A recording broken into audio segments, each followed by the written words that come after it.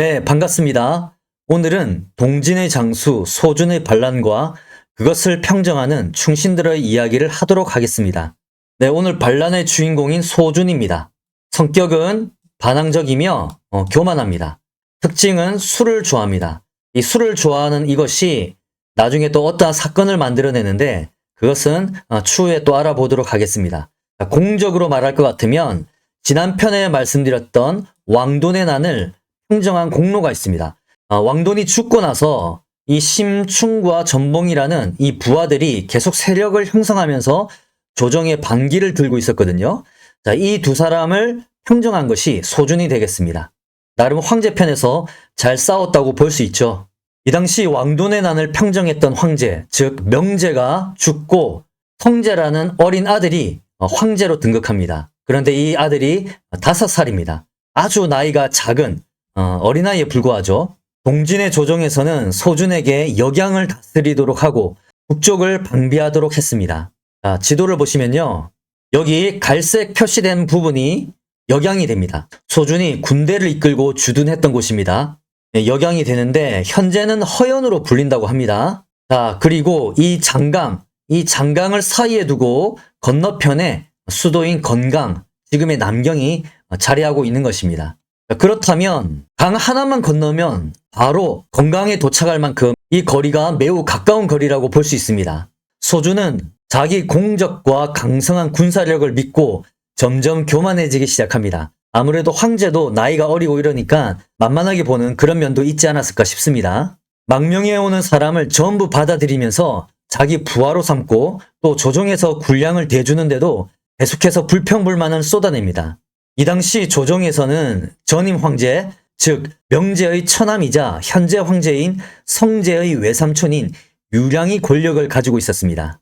여기 유량 보이시죠? 유량이 가만히 보니까 소준이 영 싸가지가 없거든요. 그래서 소준과 친하면서도 평소 자기에게 불만이 많았던 황족, 사마종을 죽여버립니다. 그런 뒤 시간이 지나서 어린 황제 성제가 평소 자주 보였던 사마종이 안 보이니까 외삼촌 유량에게 이렇게 물어봅니다. 항상 보이던 머리가 흰 늙은이는 어디 있습니까? 그러자 유량이 사마종이 모반을 꾀하여 죽였다고 말합니다. 이 말을 들은 황제가 이렇게 말하죠. 외삼촌께서는 다른 사람이 역적질을 했다고 하여 바로 죽였다고 말하시는데 만일 다른 사람이 외삼촌이 역적질했다고 탄핵하면 저는 어떻게 해야 하겠습니까? 아주 전곡을 찌르는 말이죠. 이 말을 들은 유량은 그제서야 두려워서 얼굴색이 변했다고 합니다. 어쨌거나 사마종이 죽었으니 소준도 유량에 대해 경계할 수밖에 없겠죠. 유량은 결국 사고를 칩니다. 바로 소준을 징수하여 조정으로 불러들이려고 합니다. 소준을 압박하면서 징소를 하는 겁니다. 이 징소가 뭐냐면 중앙조정에서 외부 인물들을 등용하여 불러들이는 것을 말합니다. 일이 이렇게 흘러가자 모든 신하들이 유량의 행동에 반대를 합니다. 그래도 유량이 밀어붙이려고 하니까 강직한 신하인 병곤이 유량과 다투면서 이렇게 말하죠. 소준은 강한 군사를 가지고 있고 수도인 건강에서 가까이 머물고 있어 하루 만에 도착할 것이니 이를 깊이 생각하십시오. 서로 간의 거리가 워낙 가깝잖아요. 그래서 소준이 만약 딴마음 먹고 쳐들어오면 큰일이 나기 때문에 이런 경고의 말을 하는 겁니다. 그러나 유량은 이 말을 무시합니다. 지난 편에 말씀드렸던 역적 왕돈을 속이고 황제 편에 붙었던 충신 온교도 반대를 하죠. 당시 온교는 심양에 머물고 있었거든요. 직접 갈 수 없어서 편지를 보내서 반대를 한 겁니다. 온교, 병곤 이 두 사람은 기억해 주세요. 동진 초기의 충신이자 명신입니다. 아무튼 유량은 지 고집대로 소준을 불러들이죠. 그러자 소준은 편지를 보내서 차라리 최전방에서 오랑캐를 토벌하도록 해달라고 요청합니다. 유량은 소준의 이러한 요청을 싹 무시해버립니다. 그러자 소준은 어차피 중앙조정에 들어가도 죽는다는 것을 알고 있기에 그래 니 죽고 나 죽자 하면서 반란을 일으키게 됩니다. 자, 상황이 이렇게 급변하자 조정 신하들이 유량에게 이렇게 진언합니다. 우리가 숫자가 많으니 소준이 오는 길목을 막고 한판 싸워서 결판을 내십시오. 만일 그렇지 않고 소준이 먼저 강을 건너 건강 근처에 도착하면 사람들의 마음이 놀라게 되어서 그와 싸우기 어렵습니다. 자, 이 말은 소준이 여기 있고 황제가 있는 이 건강과 거리가 너무 가깝다는 거예요. 강 하나만 건너면 그냥 바로 건강이니까. 그래서 소준이 강에 건너기 전에 요 길목을 막고 강을 지키면서 싸우자는 겁니다. 그럼 아무래도 강을 건너는 입장인 소준이 불리하죠. 왜? 강을 건너면 배를 타거나 뗏목을 타야 되는데 그러면 군사들의 움직임이 자유롭지 못하잖아요. 그때 화살부대로 공격하면 소준의 피해가 만만치 않거든요. 그런데 이 강가를 지키지 않고 소준에게 내어주면 그때는 소준의 군대가 사기가 올라가고 황제 측 군대가 사기가 떨어지기 때문에 그때는 대사는 물 건너간다 뭐 이런 말인 거죠. 그러나 유량은 이 말도 듣지 않습니다. 결국 소준이 장강을 이렇게 편안하게 건너죠. 그래서 결국 건강 근처에 도착하게 됩니다. 이에 주변 신하들이 다시 건의를 합니다. 소준이 오는 길목에 복병을 배치하면 승리할 수 있습니다.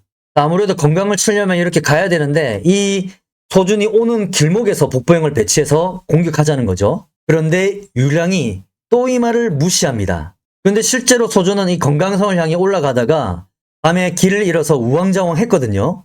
이때 복병만 배치했다면 우왕좌왕하는 소준의 군대를 한 방에 보낼 수 있었는데 말이죠. 결국 유량이 이 소식을 듣고 뒤늦은 후회를 했다고 합니다. 조정에서는 충신 병곤을 도덕으로 삼고 소준과 싸우게 합니다. 아까 병곤이 강직한 신하라고 말씀드렸는데요. 얼마나 강직하냐면 당시 재상인 왕도조차도 실수하면 바로 병곤이 호통을 치고 그랬거든요. 그러한 병곤이 소준을 공격하기 전에 등에 난 종기를 치료했었습니다. 근데 그 상처가 아직 봉합되지 않았는데 이 전투에 나서게 된 겁니다. 오늘날 우리는 이 종기를 가볍게 생각할 수 있지만 이 과거에는 목숨을 잃을 수 있는 심각한 질환입니다. 우리나라 조선의 왕 효정도 이 종기를 치료하다가 이 피를 쏟고 죽었죠. 아무튼 병곤은 상처가 아물지 않은 상태에서 고통을 참으면서 죽을 힘에 다해 병사들을 인솔해서 싸웁니다. 그러나 중과 부적으로 이 전투에서 전사하게 됩니다.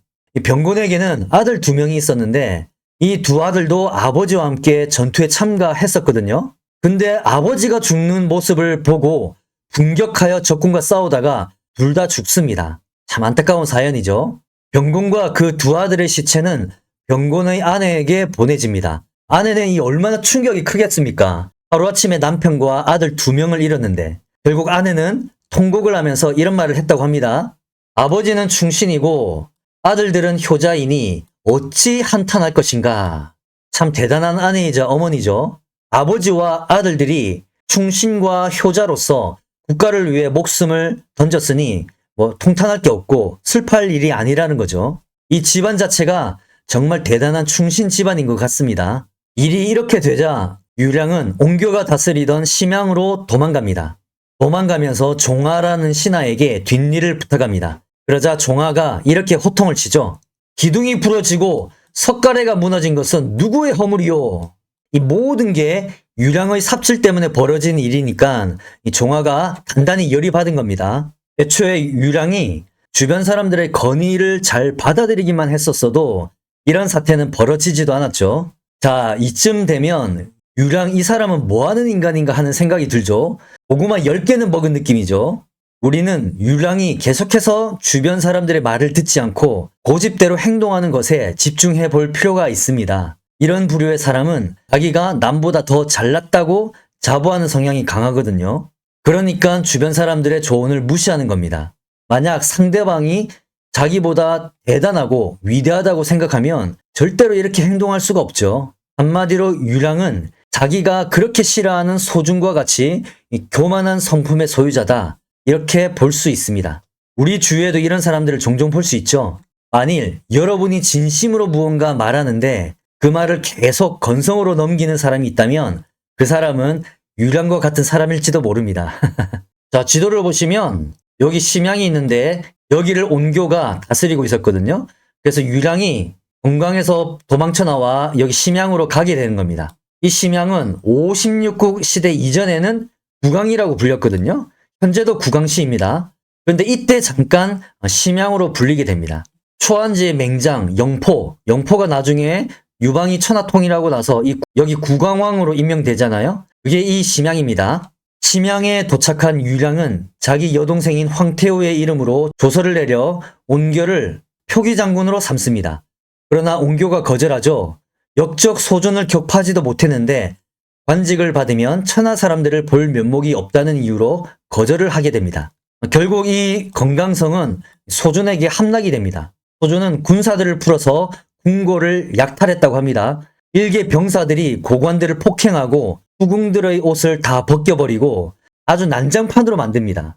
이거 완전히 양아치 짓을 한 거죠. 기록에는 이로 인해 사람들의 울음소리가 안팎으로 진동하였다라고 되어 있습니다. 얼마나 이 깽판을 쳤으면 울음소리가 안팎으로 진동했다고 표현했겠습니까? 사태가 이렇게 흘러가자 온교는 명장 도간을 끌어들이기로 합니다. 도간은 당시 형주의 군권을 쥐고 있으면서 강릉에 주둔하고 있었거든요. 삼국지에 자주 나오는 도시죠, 강릉. 아무래도 소준을 격파하기 위해서는 명장의 힘이 필요한 법이죠. 그래서 온교가 도간을 마구 설득을 합니다. 그런데 도간이 이 온교의 뜻을 거부합니다. 그러자 온교가 줄기차게 설득을 계속 하거든요. 결국 도간이 총대장을 맡기로 하고 소준 토벌군을 일으키게 됩니다. 여기서 잠깐 도간에 대해서 설명하도록 하겠습니다. 자, 이름은 도간입니다. 성격은 치밀하고 계획적입니다. 이 벽돌 스토리가 있는데 이게 뭐냐면 이 도간이 지난 편에 말씀드렸던 역적 왕돈에 의해 이 광주 자사로 좌천되거든요. 이 도간이 뛰어난 인물이어서 왕돈이 먼 변방으로 보내버렸습니다. 그래서 광주 자사로 일하게 되었는데 자, 이 중국 지도거든요. 자, 보시면 여기가 광주입니다. 이 도간이 아주 먼 완전 깡촌 중에 깡촌으로 좌천되어서 여기를 다스리는 관리가 되는 것입니다. 지금의 홍콩, 마카오 그런 곳이 있는 것이죠. 또 영화 연문의 배경이 되는 불산, 거기도 이 광주에 해당이 됩니다. 근데 원래 이 광주가 교주였습니다. 이렇게 원래 교주 관할이었거든요. 그런데 삼국지 오나라 송건 시절에 이것을 쪼개서 광주로 만들어버린 겁니다. 그래서 이 베트남, 현재 베트남 북부가 교주가 되겠고 중국 남부가 이렇게 광주가 되는 겁니다. 이 광주가 워낙 깡촌이다 보니까 할 일이 별로 없잖아요. 그래서 도간이 매일 아침에 벽돌 100개를 밖으로 옮겼다가 저녁이 되면 그 벽돌을 다시 건물 안으로 가져다가 다시 쌓아놓는 겁니다. 자, 이 그림 보이시면 그때 그 상황을 표현한 거죠. 이 벽돌을 지고 이렇게 계속 쌓아놓는 겁니다. 그래서 부하들이 왜 벽돌을 힘들게 쌓고 그럽니까? 라고 물어보죠. 이에 도간이 이런 대답을 합니다. 지금 이 한가한 생활이 몸에 배면 게을러진다. 나는 앞으로 중원에서 힘을 쓸 사람인데 막상 그때 가서는 몸이 안 따라줄까 염려되어 이렇게 할 뿐이다. 쉽게 말해서 나중에 바빠질 때를 대비해서 미리 몸을 훈련하는 거죠. 굉장히 성실하고 부지런한 먼 미래까지 생각하면서 행동하는 그런 인물이라고 볼 수 있습니다. 자, 특징은 또 유교 신봉자입니다. 공자왈, 맹자왈 이런 걸 좋아하는 사람이죠. 당시 부하들이 도가사상, 즉 노자의 사상에 빠져 있으면 그대로 가서 두들겨 팼다고 합니다. 이놈의 자식이 노자, 장자 사상 읽지 말라고 했지 뭐 이러면서 패는 거죠.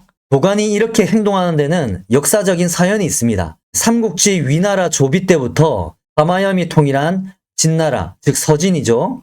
그리고 현재 동진에 이르기까지 조정의 기강을 문란하게 만들고 국가를 썩게 만든 게 이 도가사상이었거든요. 조비의 위나라 조위가 있죠. 그리고 삼국을 통일한 서진, 원래는 그냥 진나라인데 서진이라고 부릅니다. 그리고 지금의 동진까지 이 세 개의 나라가 계속 연이어 등장하고 역사 속에서 발전해 나가면서 이 노자와 장자의 사상 또한 굉장히 성행을 했었거든요. 이 사상이 나라의 기강을 굉장히 문란하게 만든 겁니다.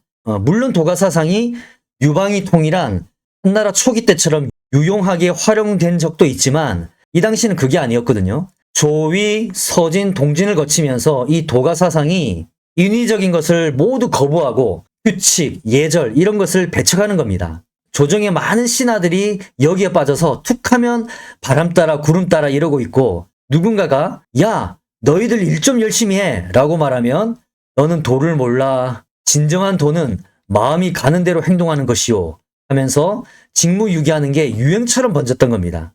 자칫통감에도 이런 기록이 있습니다. 서진이 몰락한 이유가 노자와 장자의 사상을 으뜸으로 삼고 육경, 즉 유교 경전을 멀리했기 때문이다. 왜냐하면 유교를 신봉하는 사람은 적어도 게으르진 않거든요. 물론 유교도 단점은 있지만 기본적으로 유교가 추구하는 게 국가에 대한 충성, 호도, 또 부지런히 공부하는 것 이런 것들이잖아요. 이런 사람은 게으를 수가 없는 거죠. 이런 이유로 도간이 유교를 신봉했던 것입니다. 그리고 공적으로 말할 것 같으면 여러 반란을 평정한 것이 공적입니다. 공진의 초기 기록들을 살펴보면 여기 광주 교주에서 반란이 일어났거든요. 근데 여기는 항상 어느 때나 반란이 많이 일어났습니다. 왜냐하면 중앙조정과 거리가 굉장히 먼 곳이니까 그것을 기회로 반란이 일어나는 거죠. 근데 이 반란을 도간이 평정했습니다. 그래서 변경을 안정시킨 공이 있는 거죠. 얼마 전에 어떤 분이 댓글로 이 교주나 광주를 동진의 영토로 볼 수 있느냐 말씀하신 분이 계셨는데 이 기록만은 보면 당연히 동진의 영토 맞습니다. 이곳에 반란이 일어났다는 것 자체가 원래 동진의 영토였고 또 도간이 반란을 평정했기 때문에 역시나 또 동진의 영토가 되는 거죠. 도간의 후손 중에 이 도연명이라고 유명한 사람이 있습니다. 이 도연명의 증조 할아버지가 도간이거든요. 이 도연명은 남북조 시대의 최고의 시인입니다. 아마 한시 좋아하시는 분들은 도연명 하면 당연히 알죠. 저도 도연명의 시를 여러 번 읽기도 했었는데 굉장히 유명한 시인입니다. 자, 이런 도간이 온교 유량과 함께 4만 대군을 이끌고 건강으로 향해 갑니다.